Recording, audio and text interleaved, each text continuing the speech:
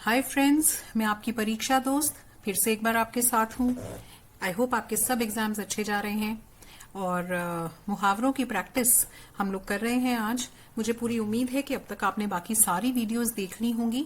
Grammar की सारे conceptual videos को देखने के बाद ही आपने उनके सब एमसीक्यूज अटेम्प्ट किए होंगे और अब वो आपको बहुत सिंपल लग रहे होंगे। तो अगर ऐसा आपने नहीं किया है अभी तक तो उन्हें कर लीजिए। मैंने कोशिश की है कि समास, पदबंध, वाक्य रूपांतरण ये सब आपको बहुत इजी तरीके से करा दिए जाएं। तो आई होप आप वो कर लेंगे जल्दी से और अपने एग्जाम्स में बहुत अच्छा स्कोर कर पाएंगे। आज हम कर रहे हैं मुहावरों की प्रैक्टिस। जो मुहावरे हैं उनके भी मैंने आपको छोटे छोटे वीडियोस दिए हैं जिनमें मैंने मुहावरों के अर्थ एक्सप्लेन किए हैं आपको। वो भी जरूर देख लीजिएगा, आपके लिए बहुत हेल्पफुल रहेंगे वो। चलिए प्रैक्टिस शुरू करते हैं एमसीक्यूज की। उसे शिक्षक की नौकरी अवश्य मिल जाएगी क्योंकि उसने डैश की है। जी तोड़ मेहनत करना, बेड़ा उठाना, बाएं हाथ का खेल होना, पत्थर की लकीर होना। तो उसे नौकरी जरूर मिल जाएगी क्योंकि उसने जी तोड़ मेहनत की है। बेड़ा उठाना तो होता है कि आपने किसी चीज की जिम्मेदारी ली है, वो यहाँ नहीं फिट हो रहा है। बाएं हाथ का खेल होना मतलब कुछ बहुत इजी होना, और पत्थर का लकीर होना जो आपने लाइन ऑफ थॉट अपने बना ली है माइंड में, आप उसी पे स्टिक करते हैं, तो मतलब आप पत्थर के लकीर हैं। तो ये कोई भी और इनमें से यहाँ फिट इन नहीं होगा। बेस्ट मुहावरा जो फिट हो रहा है वो है जी तोड़ मेहनत करना। पढ़ाई में मेहनत कर मैं डैश हो सकता हूँ। अंधों में काना राजा, एक पंथ दो काज, हाथों पर खड़ा होना, पैरों पर खड़ा होना।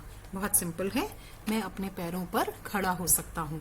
इसीलिए तो सब लोग आपको यही एडवाइस कर रहे हैं अब कि खूब सारी मेहनत करो ताकि आप सेल्फ सफिशिएंट हो जाओ, जॉब मिल जाए आपको बढ़िया सी, अच्छे पैकेजेस हो, आप अपने पैरों पर खड़े हो जाएं। रमेश सरकारी नौकरी के लिए इधर उधर डैश रहा है। हवा खाना, खाक छानना, मेहनत करना, दादागिरी करना। तो वो इधर उधर की खाक छान रहा है कि हर तरफ वो कोशिश कर रहा है, हाथ पैर मार रहा है कि कहीं भी उसका कोई ना कोई काम बन जाए। तो इधर उधर की खाक छानना। मेरे पिताजी ने यह कार अपनी डैश से ली है।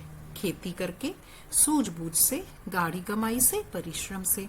तो उन्होंने यह कार अपनी गाड़ी कमाई से ली है कि बहुत मेहनत से जो पैसा उन्होंने कमाया उससे उन्होंने ये कार खरीदी है। रोहन ने यह नौकरी पाने के लिए बहुत परिश्रम किया। रेखांकित वाक्यांश के लिए सही मुहावरा क्या है? जान पर खेलना, लोहे के चने चबाना, एड़ी चोटी का जोर लगाना, लुटिया दुबाना। तो अब बहुत परिश्रम करने के लिए जब भी हमने कहना हो ये, तो क्या मुहावरा हम यूज करते हैं? बताइए, आजकल आप अच्छा स्कोर करने के लिए क्या कर रहे हैं? आप एड़ी चोटी का जोर लगा रहे हैं, आप बहुत परिश्रम कर रहे हैं ताकि आप अच्छा स्कोर कर सकें। तो रोहन ने भी नौकरी पाने के लिए एड़ी चोटी का जोर लगा दिया। विपत्ति में उसकी अक्ल डैश। घास चरने जाना, ठनक जाना, चकरा जाना, आग बबूला होना। तो विपत्ति स्पेसिफिक हम पूछ रहे हैं सिचुएशन की, मुश्किल आई तो क्या हुआ। तो क्या होता है जब एकदम मुश्किल आ जाती है? एकदम मुश्किल आने पर आपको समझ ही नहीं आता है कि आपको क्या करना चाहिए। तो इसका मतलब आपकी अकल चकरा जाती है, आपको सही जो उस समय एक्शन लेना चाहिए वो आपके दिमाग में नहीं आता कि मुझे ये कर देना चाहिए। तो विपत्ति में उसकी अकल चकरा गई है। ये जो है अकल घास चरने जाना, ये कहाँ किससे सुना है? ये तो मम्मियों से बहुत बार सुना है। क्या कर रहा है? अकल घास चरने गई है क्या? तो वो क्या होता है कि आप मूर्खता पूर्वक जब कार्य करते हैं कोई भी, तो आपको टीचर या जो आपके बड़े हैं इस तरह से कई बार कह देते हैं, तो इसका मतलब वहां मूर्खतापूर्ण कार्य कर रहे हैं, समझदारी नहीं दिखा रहे हैं। लेकिन विपत्ति में नॉर्मली इंसान की सूझबूझ ही खो जाती है, उसको समझ में नहीं आता कि क्या किया जाए। तो वहां हम ये यूज करते हैं अकल चकरा जाना। सच्चे शूरवीर देश की रक्षा में प्राणों की डैश बाजी लगा देते हैं, जान लगा देते हैं, ताकत लगा देते हैं, आहुति लगा देते हैं। तो प्राणों की बाजी लगा देते हैं मतलब वो बहुत अत्यधिक साहस दिखाते हैं। ठीक है, हाँ ये और बात है कि कभी कभी उन्हें अपने प्राणों की आहुति भी देनी पड़ जाती है, लेकिन वे देश की रक्षा करते हुए सबसे पहले क्या करते हैं? बहुत साहस लगाते हैं और युद्ध को जीतने की कोशिश करते हैं। तो वे अपने प्राणों की बाजी लगा देते हैं। गरीब माँ बाप अपना डैश कर, ये बहुत कॉमन है कि गरीब माँ बाप अपना पेट काट कर बच्चों को पढ़ाते हैं और वे चिंता नहीं करते, मतलब वो अपनी सुख सुविधाओं को भी छोड़ के अपने बच्चों को पढ़ाते हैं। विद्वान और वीर होकर भी रावण की डैश पड़ गया था कि उसने माता सीता का अपहरण किया। अंधों में काना राजा, एक पंथ दो काज, अकल पर पत्थर, पैरों पर खड़े होना। तो रावण की अकल पर पत्थर पड़ गया था, मतलब उसकी बुद्धि नष्ट हो गई थी, उसकी सूझबूझ खत्म हो गई थी, तभी तो उसने ऐसा कार्य किया। रावण की अकल पर पत्थर पड़ गया था। जब से रामू की नौकरी छूटी है, उसकी दशा डैश जैसी है। तो किसके जैसी है? बहुत बुरी स्थिति, किसी को समझने लायक ना रहना, न इधर का ना उधर का, धोबी का कुत्ता न घर का न घाट का। तो उसकी स्थिति किसके जैसी है? उस कुत्ते जैसी है जो कि न धोबी का है न घर का, धोबी का कुत्ते जैसी है जो ना घर का है ना घाट का। मतलब घर में उससे टिका नहीं जा रहा है और बाहर उसके पास नौकरी कोई है नहीं, तो वो जाए तो जाए कहाँ। तो इसलिए उसकी दशा धोबी का कुत्ता घर का न घाट का जैसी है। आईएएस की परीक्षा में प्रथम आकर मेरी बेटी ने मेरी डैश ली। नाक रखना, इज्जत रखना, हाथ पकड़ना, नाक रगड़ना। तो अब देखिए हमें उसने क्या पूछा है क्वेश्चन, रिक्त स्थान की पूर्ति सटीक मुहावरे से कीजिए। तो हमें क्या चाहिए? हमें मुहावरा चाहिए, मुहावरे का अर्थ नहीं चाहिए। इसलिए हमारा जो आंसर बनेगा वो बनेगा नाक रखना, क्योंकि मुहावरा इसमें कौन सा है? नाक रखना। मतलब उसने हमें गर्व से सर उठाने के लिए वो किया है। अपनी आईएएस की परीक्षा में प्रथम आकर हमें नाज है, हम गर्व से अपना सर उठा पा रहे हैं, उसने हमारी नाक रख ली है। Is that okay? तो इसलिए यहाँ पे ऑप्शन आएगा नाक रखना।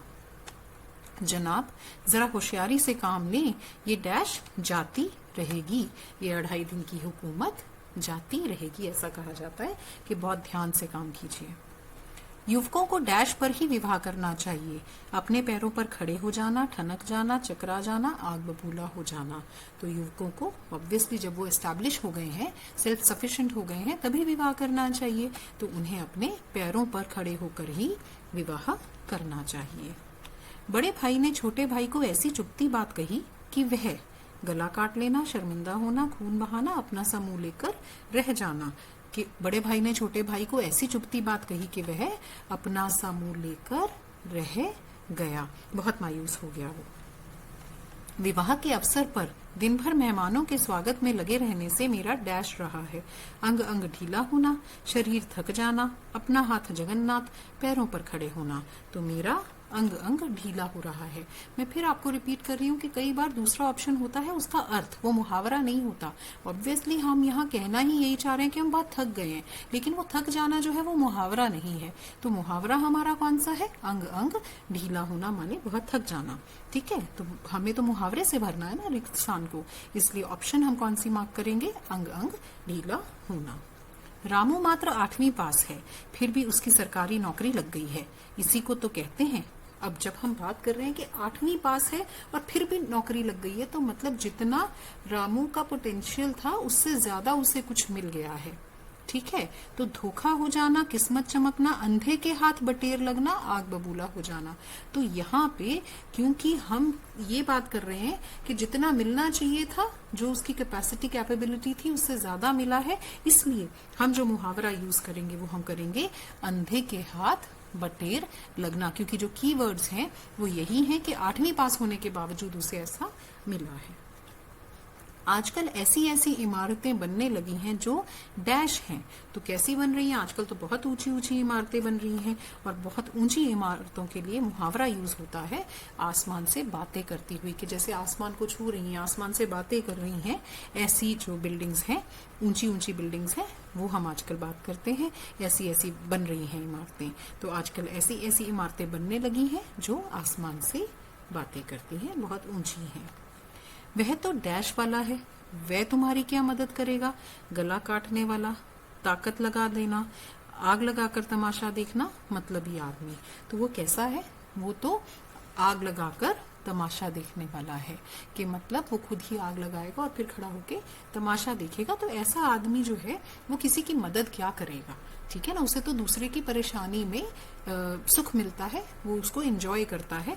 तो ऐसा पर्सन कभी भी मुश्किल के टाइम पे आपकी मदद नहीं करेगा। ऐसा नहीं है कि आपके घर में आग लग रही है तो वो उसको बुझाने आएगा, वो उसको वहां खड़े होके और उसका तमाशा ही देखेगा। तो इसलिए सही आएगा इसका उत्तर, आग लगाकर तमाशा देखना। राघव तो जुआरियों के पास केवल खड़ा हुआ था, पुलिस उसे भी पकड़ कर ले गई। इसे ही तो कहते हैं अंधों में काना राजा। आटे के साथ गुण पिसना, अपने पैर पर कुल्हाड़ी मारना, पैरों पर खड़ा होना। तो देखो, जब भी संगति की वजह से हमारा कोई नुकसान होता है तो मुहावरा कौन सा हम यूज करते हैं? आटे के साथ गुण पिसना, कि जब आटा पिसेगा तो गुण तो पिसेगा ही पिसेगा। अगर आप, जैसी आपकी संगति है वैसा ही आपके साथ व्यवहार होगा। अध्यापक की मदद से राजू गणित में तो पास हो गया, परंतु विज्ञान में उसकी कंपार्टमेंट आ गई। मतलब किसी तरह एक जगह से निकले और कहीं और अटक गए। तो बिल्कुल ऐसा ही एक मुहावरा है, आसमान से गिरे खजूर में अटके। तो आपने एक पेपर तो पास कर लिया, पर दूसरे पेपर में आपको प्रॉब्लम आ गई, इसलिए आप आसमान से गिरे और खजूर में अटके। रामू की शराब की आदत के कारण ने उसके परिवार की डैश है, बाजी लगा देना, बेइज्जत करना, इज्जत मिट्टी में मिलना, शर्मसार करना। तो बात वही है, शर्मसार करना या शर्मसार होना, शर्मिंदा होना, ये सारी जो है ये अर्थ है, मगर मुहावरे नहीं है। मुहावरा इसमें से कौन सा है कि उसके परिवार की इज्जत मिट्टी में मिल गई। तुम तो कभी दिखाई ही नहीं देते, तुम्हें देखने को तरस गया, ऐसा लगता है कि तुम कहीं गुम हो गए हो, कि घर से बाहर ही नहीं निकलते, कि ईद के सूरज हो गए हो, नहीं, कि तुम तो ईद का चांद हो गए हो, कि तुम नजर नहीं आते, तुम तो ईद का चांद हो गए हो। उस भिखारी को मैंने 10 रुपए दे दिए तो वह 20 रुपए और मांगने लगा। मैंने उससे कहा, अरे भाई तुम तो, उंगली पकड़कर पौंचा पकड़ने वाली बात, कि भाई आप किसी की थोड़ी सी हेल्प करो तो वो आपसे बहुत ज्यादा उम्मीद करने लगे और अननेसेसरली आपसे और ज्यादा डिमांड करने लगे। तो उसको कहते हैं कि हमने तो तुझे उंगली पकड़ाई थी, तू तो उंगली पकड़कर पौंचा पकड़ने की कोशिश कर रहा है। इब्राहिम की पत्नी तो उसे अपनी डैश है, उंगलियों पर खिसकना, इशारों पर नचाना, हाथ पर नचाना, उंगलियों पर नचाना। तो जब आप किसी को अपने वश में कर लेते हैं और वो आप ही की बात मानता है तो आप क्या कर रहे हैं, आप उसे अपनी उंगलियों पर नचा रहे हैं, है ना। ये तो बहुत बार होता है, वो जब शादी होती है ना तो उससे पहले वो जो लेडी संगीत या संगीत का प्रोग्राम होता है तो नॉर्मली लड़के को बोल रहे होते हैं कि नाचने नाचते आज ही तो ये तू डीजे की बीट्स पे नाच रहा है, कल से तो भाभी की उंगलियों पे नाचेगा। तो यहाँ वहां पे ना ये बड़ा कॉमनली यूज होता है, उंगलियों पर नाचना। अध्यापक विद्यालय में सब बच्चों को डैश है, तो वो तो सब बच्चों को एक समान समझता है अध्यापक विद्यालय में। तो क्या आएगा, हाथ पर रखना, एक आंख से देखना, दोनों आंखों से देखना, एक आंख फोड़ना। तो वह एक आंख से देखता है, मतलब सबको एक समान समझता है। कांच की चीजें बहुत संभाल कर रखनी पड़ती हैं, क्योंकि कांच की चीजें डैश की तरह होती हैं, ओस के मोती, सीपी के मोती, समुद्र के मोती, पंथ के मोती। तो कैसी होती है, ओस के मोती। अब ओस का मोती थोड़ी होता है, वो मोती जैसा दिखता है, तो अगर जरा सा भी जोर का झटका लगा तो वो एकदम टूटकर बिखर जाता है। तो इसी तरह कांच की चीजें भी बहुत संभाल कर अगर नहीं रखें तो वो टूट जाती हैं। तो क्योंकि कांच की चीजें ओस के मोती जैसी होती हैं। विद्यार्थियों को केवल डैश नहीं होना चाहिए, बल्कि स्वस्थ शरीर, उन्नत मस्तिष्क वाला और होनहार युवक होना चाहिए। तो इसका मतलब मुहावरा डैश में हम क्या भरेंगे, अंधों में काना राजा नहीं होना चाहिए, किताब में मग्न नहीं होना चाहिए, किताब का कीड़ा नहीं होना चाहिए, पैरों पर खड़ा होना चाहिए। तो अब अंधों में काना राजा होता कौन है? जैसे बहुत से स्टूडेंट्स हों जिनको बिल्कुल कुछ समझ ना हो, उनमें थोड़ा सा समझदार हो तो हम कह देते हैं नॉर्मली कि ये तो अंधों में काना राजा है। किताब में मग्न नहीं होना चाहिए, किताब का कीड़ा नहीं होना चाहिए। हाँ, ये सही लग रहा है कि वो ये कह रहा है कि सिर्फ आपको किताबी कीड़ा नहीं होना चाहिए, सारा दिन बुक्स लेकर के नहीं बैठना चाहिए, आपका शरीर भी स्वस्थ होना चाहिए, आपका दिमाग भी तेज होना चाहिए और आप होनहार भी होने चाहिए। आपको केवल किताबी कीड़ा नहीं होना चाहिए। तो थर्ड ऑप्शन आपका सही ऑप्शन है। राजू बातें तो राजाओं की सी करता है, पर उसके पास डैश है, कुछ भी ना होना, दमड़ी ना होना, छोटा मुंह बड़ी बात होना, कफन को कौड़ी ना होना। तो उसके पास कफन को कौड़ी नहीं है, मतलब उसके पास बिल्कुल कुछ भी नहीं है और वो अपने आप को समझता क्या है, वह अपने आप को राजाओं जैसा समझता है। समझ रहे हैं? तो मुहावरा बात फिर वही आ रही है कि अर्थ अगर किसी भी ऑप्शन में दिया हुआ है तो अर्थ हम नहीं लेंगे, हम लेंगे मुहावरा, क्योंकि हमसे पूछा ही मुहावरा गया है और यहाँ पे सही मुहावरा बनता है कफन को कौड़ी ना होना। प्रधान अध्यापक ने सभी अध्यापकों से कहा कि परीक्षा पत्र आ गए हैं, परीक्षा प्रश्न पत्र आ गए हैं, किसी को इसकी, तो हम सीक्रेसी की बात कर रहे हैं कि काइंडली मेंटेन द सीक्रेसी, तो उसका ऑप्शन क्या बनेगा, कानो कान खबर ना होना, किसी को खबर ना होना, छात्रों को खबर ना होना, कानो कान खबर होना, ना कानो कान खबर नहीं होनी चाहिए कि ये आ गए हैं। First option is the correct option. यदि तुमने मेरी बात न मानी तो सारी दुनिया के सामने तुम्हारा डैश खोल दूंगा, गला काट देना, कच्चा चिट्ठा, खून बहा देना, पोल खोल देना। तो क्या खोल दूंगा, तुम्हारा कच्चा चिट्ठा खोल दूंगा, कि तुमने जो भी कारनामे किए हैं उसका डिटेल सारा मैं सबके सामने रख दूंगा, कच्चा चिट्ठा खोल दूंगा।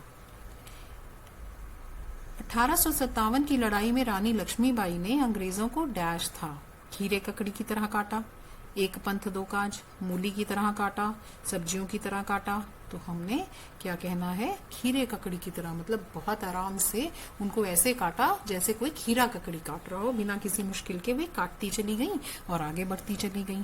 ठीक है, तो खीरे ककड़ी की तरह काटा। वह चोर दरबार में इसी दिन के लिए तो डैश था, वरना विश्वास का ऐसा रंगीला नाटक खेलकर सेठ की तिजोरी चाबी का पता कैसे करता। तो इसका मतलब वो क्या कर रहा था, वो एक मौके की तलाश में बैठा था, है ना, मौके का इंतजार कर रहा था, मौका ताक रहा था। ठीक है, तो वो क्या कर रहा था। अब मुहावरा इसमें से कौन सा है, वह घात लगाए बैठा था। और नॉर्मली और कहाँ हम यूज करते हैं, जब शेर अपने शिकार के लिए घात लगा के बैठता है, तो मतलब वो पूरा तैयारी करके बैठता है कि जहां मुझे मौका मिला वहां मैं अपना काम कर जाऊंगा। ठीक है, तो जो चोर है वो इसी दिन के लिए घात लगाए बैठा था। दादी पहले तो मारती है फिर डैश है। अब देखो, लाड जताना बड़ा अप्रोप्रिएट लग रहा है, लेकिन वो मुहावरा नहीं है कि हाँ पहले तो मारती है फिर लाड जताती है। ठीक है, पर हम इसे चूज नहीं करेंगे। मुहावरा क्या है, घाव पर मरहम लगाना, कि पहले तो आप मारते हो फिर आप घाव पे मरहम लगाते हो, मतलब आप मुझे प्यार करना शुरू कर देते हो, आप मुझे कहते हो कि नहीं ऐसे नहीं वैसे नहीं मनाते हो। ठीक है, तो आप बाद में घाव पर मरहम लगाते हो। 150 ही कमाते हो और इतनी खर्चीली आदतें पाल रखी हैं, कौन सी अक्लमंदी है, डैश कौन सी अक्लमंदी है, आय से अधिक व्यय करना कौन सी अक्लमंदी है, चादर से बाहर पैर पसारना कौन सी अक्लमंदी है, दिन रात मेहनत करना कौन सी अक्लमंदी है, खून पसीना बहाना कौन सी अक्लमंदी है। तो बताओ मुहावरा कौन सा है जो यहाँ फिट इन होगा। बट ऑब्वियसली चादर के बाहर पैर पसारना, क्योंकि जितना आप कमाते हो उससे ज्यादा आप खर्च कर रहे हो, तो फर्स्ट वाला नहीं चुनेंगे। फिर वही बात कि हमें चुनना है मुहावरे को। ठीक है, तो चादर के बाहर पैर पसारना मतलब आप जितनी आपकी कैपेसिटी है उससे ज्यादा आप अगर खर्च करते हैं तो कहा जाता है चादर से बाहर पैर पसारना। तो वही समझा रहा है यहाँ पे कि ये करना कौन सी अक्लमंदी है। धीरू और वीरू का पैर घुंघरू, दिल दिमाग, कुत्ते हड्डी, चोली दामन का साथ है। तो ये हम बहुत कॉमनली यूज करते हैं कि अगर दो बहुत क्लोज फ्रेंड्स हों या दो चीजें हमेशा इकट्ठी पाई जाती हों तो हम कहते हैं कि चोली दामन का साथ है। जब सबके सामने राजू का झूठ पकड़ा गया तो उसके लिए डैश वाली बात हो गई, अत्यंत लज्जित होने वाली बात हो गई, चुल्लू भर पानी में डूब मरने वाली बात हो गई, चुल्लू भर सागर में डूब मरने वाली बात हो गई, या आग बबूला हो जाने वाली बात हो गई। क्या ऑप्शन आएगा, चुल्लू भर पानी में डूब मरने वाली, मतलब उसको इतनी शर्मिंदगी हुई कि बस चुल्लू भर पानी में वह डूब जाए, ऐसी बात उसके लिए हो गई। अध्यापक ने विद्यार्थियों को समझाया कि हमें कभी डैश नहीं करनी चाहिए वरना पछताना पड़ेगा। छोटा मुंह बड़ी बात, छोटा कद बड़ी बात, छोटा दिन बड़ी रात, छोटी बात बड़ा मुंह। अरे बाप रे, हमें क्या नहीं करनी चाहिए, हमें छोटा मुंह बड़ी बात नहीं करनी चाहिए। जितनी हमें समझ है, नॉलेज है, उसी के अकॉर्डिंगली हमें अपनी बात को कहना चाहिए। हमें छोटा मुंह बड़ी बात नहीं करनी चाहिए। बेटे के काले कारनामों के कारण राम प्रसाद तो बेचारा डैश गया, इज्जत खो गया, दिमाग उसका ठनक गया, जीते जी मर गया, छोटा मुंह बड़ी बात गया, वह जीते जी मर गया। समझ आई बात बच्चे, कि बेटे के काले कारनामों के कारण राम प्रसाद तो बेचारा जीते जी मर गया, उसको इतना दुख हुआ कि वह जीते जी मर गया। सारे मोहल्ले वाले तुम्हारे डैश हैं, भलाई इसी में है कि तुम चुपचाप यहाँ से खिसक जाओ, मतलब तुम्हारे अगेंस्ट हैं, तुम्हें मार डालेंगे, ऐसा कुछ लगता है कि होना चाहिए। देखें, बाजी लगा देने वाला नहीं, जान लेने को तत्पर, ताकत के कायल, खून का प्यासा होना। हाँ, ये सही है कि सारे जो मोहल्ले वाले हैं तुम्हारे खून के प्यासे हैं, तुम्हारे अगेंस्ट हैं, तुम्हें मार डालेंगे, भलाई इसी में है कि तुम चुपचाप यहाँ से खिसक जाओ। रात के अंधेरे में मुसाफिरों को डाकुओं ने घेर लिया। बेचारे मुसाफिरों की डैश गए, सब कुछ छीन लिया, तब बड़ी मुश्किल से छोड़ा। गला में हड्डी फंसना, जान के लाले पड़ना, खून बहाना, मन पर सांप लूटना। तो वहां तो क्या हो गया होगा, उनकी जान के लाले पड़ गए होंगे। ये तो थैंकफुली सिर्फ सामान लेकर उनको छोड़ दिया डाकुओं ने। तो हमारे लिए सही ऑप्शन है जान के लाले पड़ना। वह कई बार आईएएस की परीक्षा में बैठा पर सफल ना हो सका। अब तो बेचारे का जोश ठंडा पड़ गया है। ठीक है, अब वो उतना ज्यादा एक्साइटेड नहीं है कि मुझे ये करना ही करना है, क्योंकि वो बहुत बार ट्राई कर चुका है और वो सफल नहीं हो पाया। मैंने सेठ जी के बहुत, परंतु उन्होंने मुझे पैसे उधार नहीं दिए। तो जब आप किसी से रिक्वेस्ट करते हो पैसों के लिए, तो बहुत कॉमनली हम यूज करते हैं कि हमने बहुत पैर पकड़े पर उन्होंने पैसे उधार नहीं दिए। या किसी भी चीज के लिए हमने बहुत रिक्वेस्ट करना होता है, तो कई बार हम पैर पकड़ के बैठ जाते हैं कि नहीं नहीं, आपको तो माननी ही पड़ेगी हमारी बात। तो वो ये कह रहा है कि मैंने उनके पैर तक भी पकड़े पर उन्होंने मुझे पैसे उधार नहीं दिए। घर परिवार के लोग लड़के को डैश के बाद ही शादी के लिए हाँ करते हैं, पूरी छानबीन करके। ठीक है, तो अब इसमें से देखिए, पूरी छानबीन करके का कौन सा मुहावरा है। अच्छी तरह देखना, ऊपर से नीचे तक देखना, पीठ बजाकर देखना, ठोक बजाकर देखना। वे ठोक बजाकर देखते हैं, मतलब हर लहजे से उसकी जांच पड़ताल करने के बाद ही वे शादी के लिए हाँ करते हैं। राजेश घर में कुआं खुदवाकर डैश बना रहा है, 2.5 ईंट की मस्जिद बना रहा है। ठीक है, आपकी डैश आपका नौकर चोरी करता रहा और आपको तब पता चला जब उसने सारा खजाना खाली कर दिया। तो क्या हुआ कि आपके नाक के नीचे, बिल्कुल आपकी प्रेजेंस में छुप छुप कर वो आपका सामान चुराता रहा और आपको तब पता चला जब सब वो चुरा चुका था, आपका सारा खजाना खाली उसने कर दिया था। तो बगल में रहते हुए, नाक के नीचे, देख रेख में रहते हुए, हाथ के नीचे, आपके नाक के नीचे वो करता रहा। आजकल रामू के मैनेजर से उसकी कहासुनी हो गई है, इसलिए डैश हुई है। तलवार बाजू पर लटकना, तलवार पैर पर लटकना, तलवार सिर पर लटकना, तलवार शरीर पर लटकना। एग्जाम्स की तलवार लटक रही है ना सर पर, तो क्या बोलते हैं हम, तलवार सिर पर लटकना। मैंने मोहित की जब 100 रुपए देकर मदद की तो उसने कहा कि बहुत होता है, अंधों में काना राजा, उड़ते को पंख का सहारा, उड़ते को तिनके का सहारा, डूबते को तिनके का सहारा। तो अगर आप बहुत ज्यादा परेशानी में हो और कोई थोड़ी सी भी आपकी मदद कर दे तो हम कहते हैं थैंक यू यार, डूबते को तो तिनके का भी सहारा बहुत होता है। ठीक है, मुन्ना खुद को बहुत डैश है, जब देखो लड़ाई की बातें करता रहता है। मुन्ना क्या समझता है अपने आप को? अपने आप को 30 मार्खा समझता है और जब देखो वह लड़ाई की बातें करता रहता है। शालिनी बहुत विवेकशील है, वह डैश है, बहुत सोच समझ कर बोलती है, वह बहुत सोच विचार कर मुंह से शब्द निकालती है, वह तौल तौल कर मुंह से शब्द निकालती है, वह बहुत सोच विचार कर बोलती है। तो अब हमें यूज करना है मुहावरा। तो मुहावरा कौन सा है हमारा? बहुत तौल तौल कर मुंह से शब्द निकालती है, मतलब बहुत समझदारी से वह बात करती है। केशव न तो अभी तक आया और न ही उसने फोन किया, समारोह में जाना है या नहीं कुछ नहीं पता, मैं तो डैश हूँ, मतलब मैं तो ना इधर का हूँ ना उधर का हूँ, कि मुझे तो प्रोग्राम ही नहीं पता कि जाना भी है या नहीं जाना, तो मैं ना इधर का हूँ ना उधर का हूँ। फ्रेंड्स, अगर आपको मेरी एफर्ट्स अच्छी लग रही हों, आपको मेरी वीडियोस से हेल्प मिल रही हो, एग्जाम्स का स्कोर लग रहा हो कि कुछ तो बढ़ेगा ही, तो प्लीज़ मेरे चैनल को सब्सक्राइब ज़रूर करें। कमेंट सेक्शन में मुझे अपने कमेंट्स शेयर करें कि आपको ये वीडियोस कैसी लग रही हैं। अगर आपको किसी पर्टिकुलर टॉपिक पे और हेल्प चाहिए और गाइडेंस चाहिए तो मुझे वो भी कमेंट सेक्शन में बता दीजिए। मैं जितनी जल्दी हो सके आपके एग्जाम से पहले आपको उसके लिए भी एक वीडियो अपलोड कर दूंगी। ठीक है बच्चे, thank you very much and all the very best to all of you.